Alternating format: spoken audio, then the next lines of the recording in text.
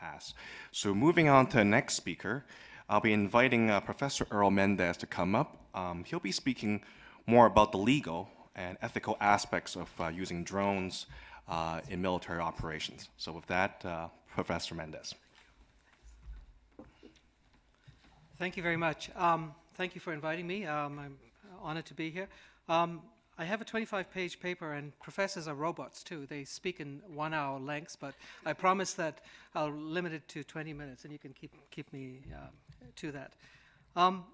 Canada, in my view, is on the threshold of entering an arena of drone and robotic warfare, and I'll use the UAVs, Glenn, just to please you, which will usher in a fierce debate, in my view, on the moral, human rights, and humanitarian law implications for this country, and which is already happening south of the border in a very big way. Now, I'm going to start with a CP report, a Canadian press report, on June the 22nd, 2010, just before the ending of the major combat operations in Afghanistan. Defense Minister Peter MacKay left the door opening to arming the drones which Ian has talked about, and there had been a technical investigation, I gather, by General Natinchuk to see the feasibility of arming the drones in Afghanistan. But now that we're out in terms of the combat, I think that's not an issue which will go forward. But an indication of the debate that's going to follow from that type of decision, maybe not now in Afghanistan because we're out, but in the future, if we engage in a combat in another area of the world, an indication of the debate that's going to happen is from a quote from the NDP defense critic in the House of Commons when he gave his party's opposition to the use of UAVs. And this is what he said: "I think it's morally repugnant to use that kind of robotic warfare. We should be making a statement as a country that says these kinds of weapons are unacceptable." Now, it's going to be interesting to see whether or not he really is representing the NDP view, who claims they are a potential government in waiting, or if it's basically his view. Now, as Glenn has said, the UAVs, the robotic aircraft, Glenn, has been in existence for a long time, since the Second World War. They were used in Vietnam, in Korea, in the Israeli conflicts, and more recently, you may have seen on the news, they were constantly hovering around Gaza in the recent conflict there.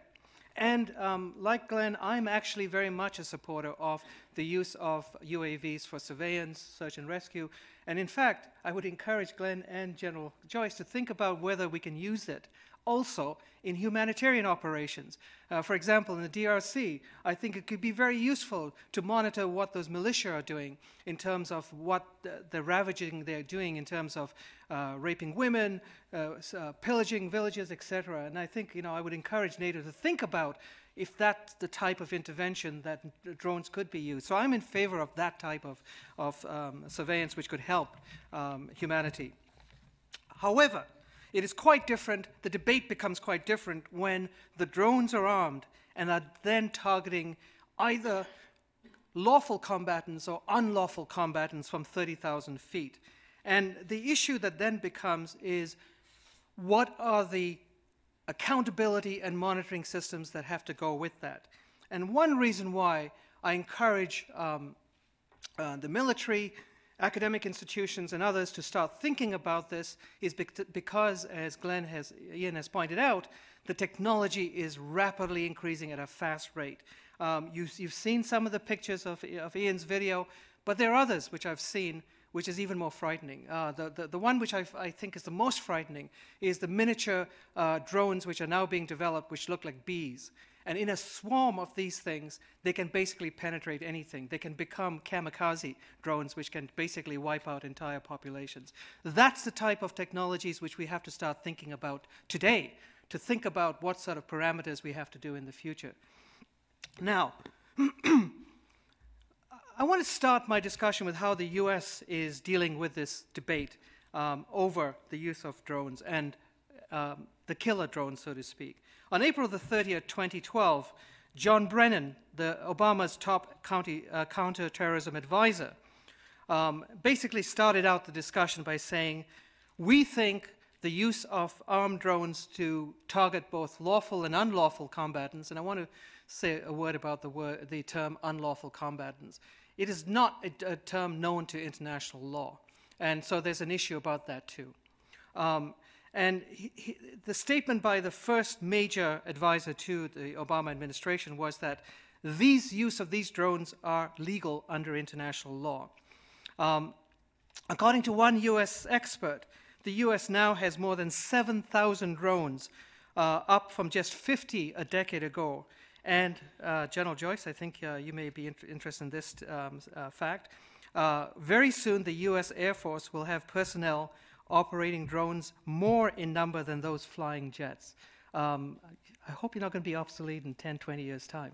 But anyway, so think about that. You know, it's actually affecting the whole makeup of what constitutes the military if you can have more people operating drones in the United States than actually flying the planes. Now, the foundations of the legal argument was further expanded by the legal advisor to Hillary Clinton, Errol, who's a colleague of mine who was a dean of law at Yale University, who I know quite well. And he tried to sort of expand the international law legitimacy of the use of these drones by saying, look, after 9/11, the United States is in an armed conflict with lawful combatants, the Taliban, and unlawful combatants, the Al-Qaeda and their allies, and it gives them the ability to trigger Article 51 of the UN Charter, which is the right to self-defense based on an attack. So that's basically the position by the top legal advisor to Hillary Clinton, the State Department in the United States. However, there are other experts who would question the foundations of that legal argument. The UN Charter suggests that Article 51 only permits the right of self-defense if there is an imminent or actual armed attack which occurs. It cannot become a permanent war against an enemy anywhere in the world.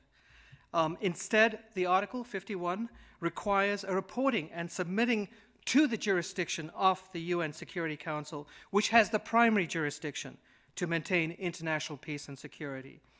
And it's little discussed in the United States that the UN Security Council has not authorized any of the US drones in Pakistan, for example, where it's increasing being used, or in other parts of the world, such as Yemen, the Sahel, and other parts, and in Libya too.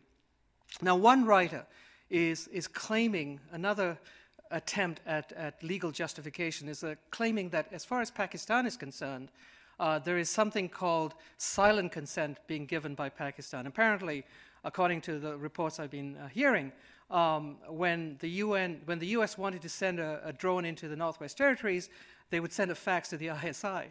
And if the ISI acknowledged receipt of the fax that it was coming, the US regarded that as consent. But when, after the 24 soldiers, Pakistani soldiers, were killed, which you may have heard about by the drone strikes, those faxes were no longer acknowledged. So the US said, well, they're still not responding when we're sending these drones, so it's coerced consent. You can see how slowly the attempt at legal justification is starting to be stretched out further and further. The simple fact is, according to many experts, myself included, is that the UN Charter and the present state of international law has left a huge gap in terms of the unilateral use of force by states to engage in a permanent or semi-permanent state of war, especially when the adversaries are spread all over the world, and something which I think the world is going to have to get used to when war is moving away from two armies colliding with each other to asymmetrical warfare, which could be spread out throughout the world. And has serious implications for NATO too, if they are going to be involved in that type of asymmetrical warfare. Now, other jurists, such as, for example, Philip Alston, who is the UN rapporteur for extrajudicial summary or arbitrary executions, is also questioning the legal foundations of the US use of these drones to target lawful and unlawful combatants from 30,000 feet. He's basically saying, look, there is a possibility of justification for these drones, but you have to answer certain questions relating to accountability and monitoring. And the type of questions that he wants answered before he says there is some justification for this, because he doesn't think there is if you don't answer these questions, are the following. In what types of conflicts are targeted killings justified? Does the pursuit, the deadly pursuit of both lawful and unlawful combatants of anywhere in the world, does it allow for protection under international law, including the right of inherent self-defense? And then there's this very tricky one, which again, I think the United States and its allies may be facing. What about this idea of anticipatory self-defense, which is not really legitimized under Article 51? Could you use drones for anticipatory self-defense? That, I think, could be a real issue in the future. Secondly, does the attacks take care enough of the possibility of collateral loss of civilian life? Thirdly, are the attacks proportional to the threat on an ongoing basis? And fourth, are there sufficient transparency and accountability mechanisms as regards the decisions to launch the drones in the first place? Who is doing that? Where are they doing that? What sort of monitoring do they have? Is it the military? Is it non-military? Is it private sector people who are operating them? He's saying unless we have clear answers to these questions, there is a major accountability vacuum in the use of these drones for targeted killings anywhere in the world. Now both the senior advisor to the administration, Mr. Brennan, and Errol accept that the U.S. has to be very careful about how it's developing these legal parameters, because it could be used as a precedent for other states who actually want the use of these drones to be used in an irresponsible way. Over 50 countries now are reportedly able to use drones, the latest one being Iran, who apparently, allegedly I should say, gave Hezbollah the ability to operate the drone that was shot down by Israel. Now, in contrast to the position of the United States government, the American Civil Liberties Union is asserting that based on the lack of answers to Philip Alston's questions, that the program that the United States is using is unlawful under United States law and international law.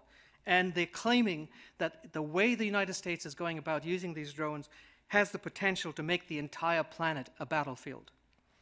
Now, while much of this debate over the use of these drones has centered in the United States, and Canada is just now entering into this debate, I gather the first use of armed drones, significant use of armed drones, was in Libya by Canada. What are the types of issues that should be front and center in terms of answering Philip Alston's question? Well, because I have very limited time, I'm just going to focus on three.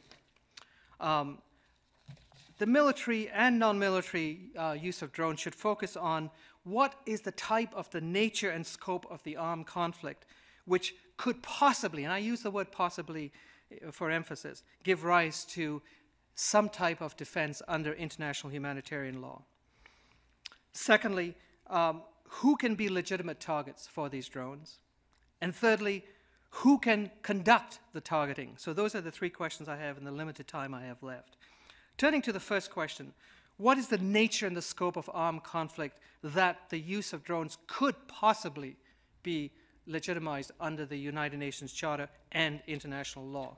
Well, here the United States says, they go back to their answer, it's based on an inherent right of self-defense, and it's based on the humanitarian law principles under the issue of a non-international armed conflict as far as the use of it in Afghanistan is concerned. So, under international humanitarian law, if you classify a conflict as one of non-international armed conflict, they're arguing that as long as you take care of all the other international humanitarian law principles of proportionality, humanity, taking care of loss of civilian life, etc., you can use these drones. And apparently that argument has been successful in the United States court.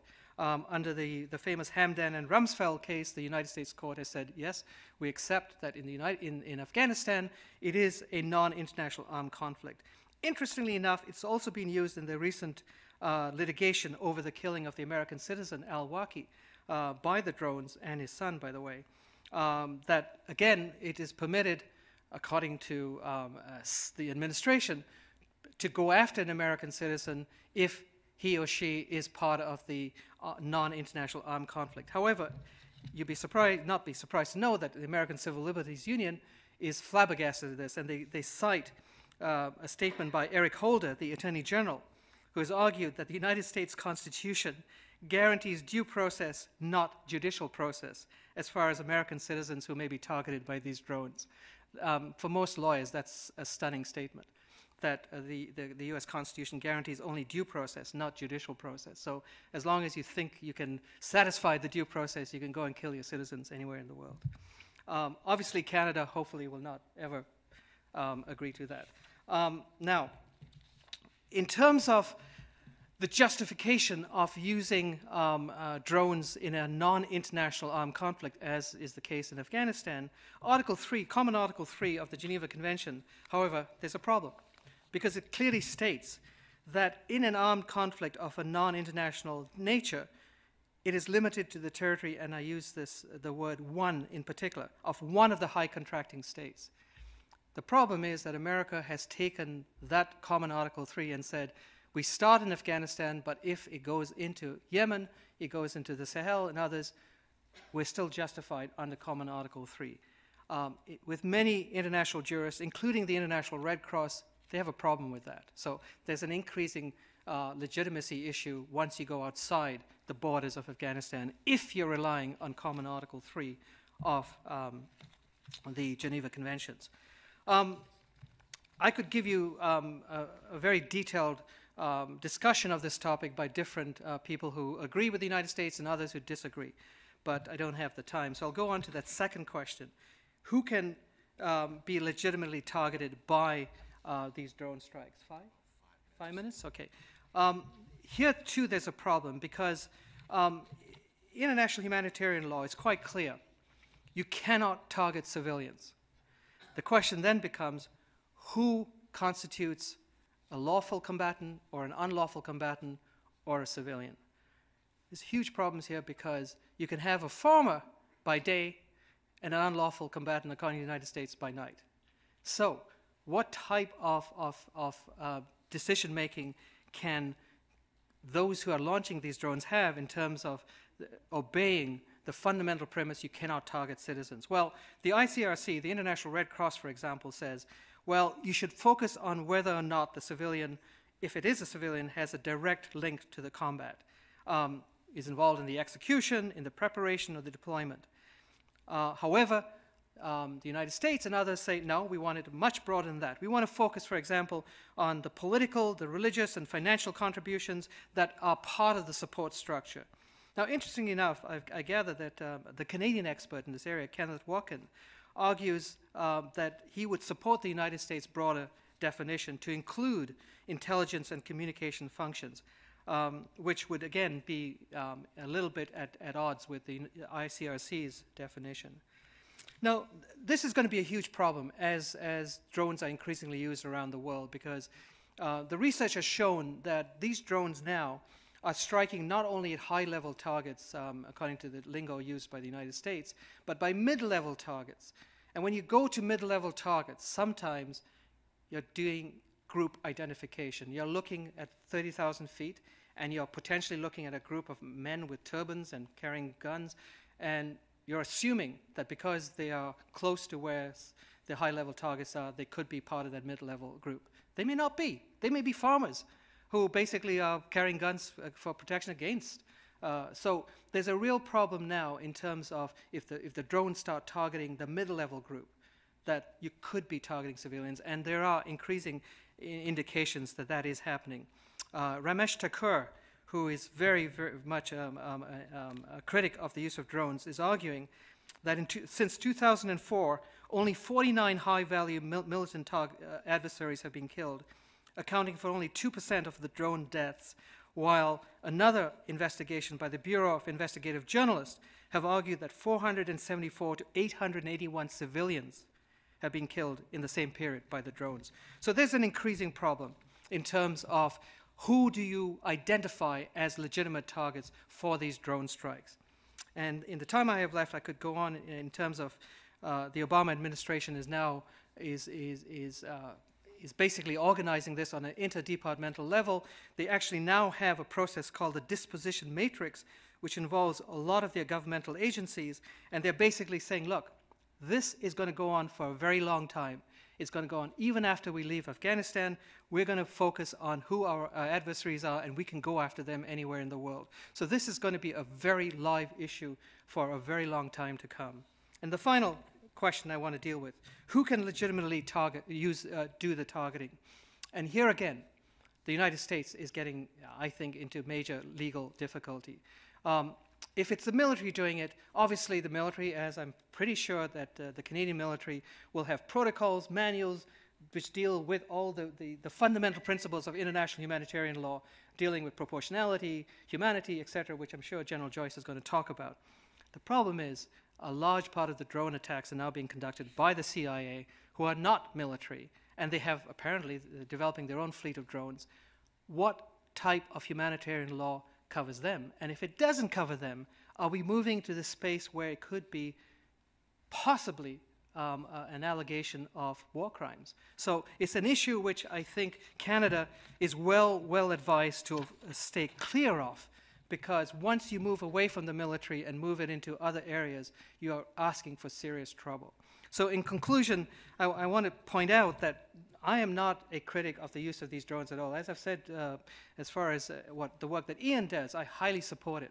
But I think there are some major questions that have to be answered when you move from the surveillance, search and rescue, and other aspects to arming these drones, if you're involved in the new type of warfare, which I think is going to be the future of warfare, which is asymmetrical warfare. It's going to trigger a whole bunch of legal issues which have to be addressed. Thank you very much. Thank you, Professor Mendes, for your insights on developments in the U.S. as well as internationally on international law and ethics for the use of drones.